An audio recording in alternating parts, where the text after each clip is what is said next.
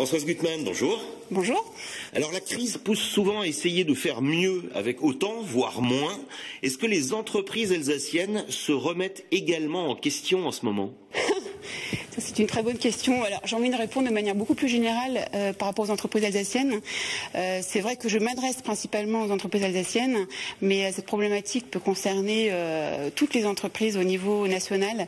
Alors, au niveau commercial, c'est la problématique que je traite chez les entreprises. J'ai pas l'impression forcément qu'elles se remettent en question. C'est justement là un gros problème, c'est qu'en fait les entreprises sous-investissent dans le département commercial.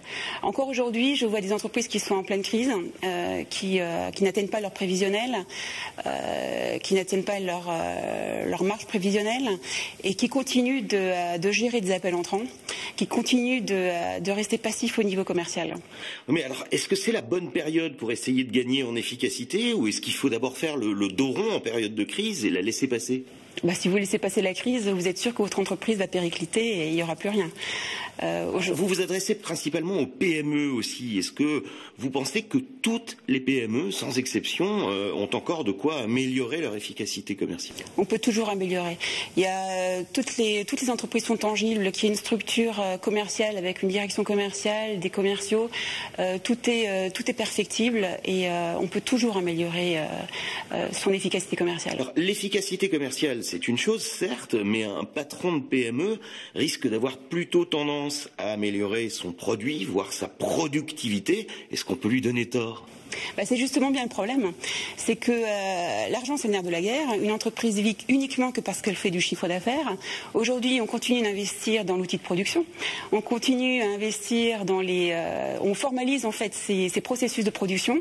Et souvent, au niveau commercial, c'est là que ça pêche. C'est-à-dire qu'en fait, on n'investit pas dans des processus commerciaux.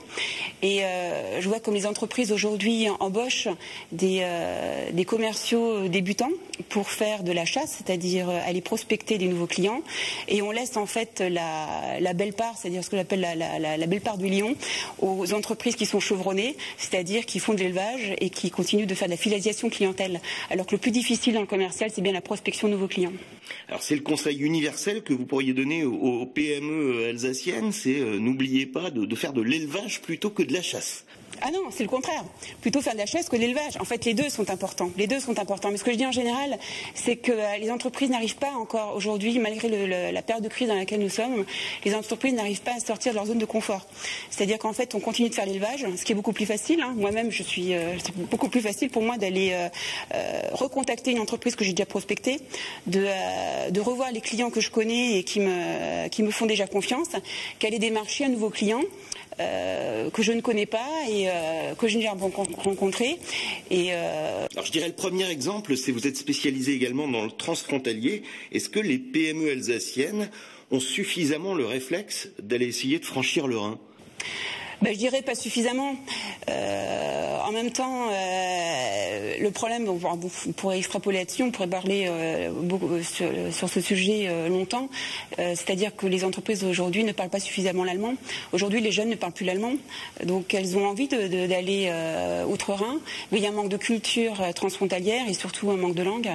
J'ai envie de dire que le problème qui se pose actuellement aussi, c'est qu'on cherche des jeunes commerciaux à 5 pattes, qu'on paye pas suffisamment, donc on ne peut pas leur demander d'être à la fois bons commerciaux et puis bilingues.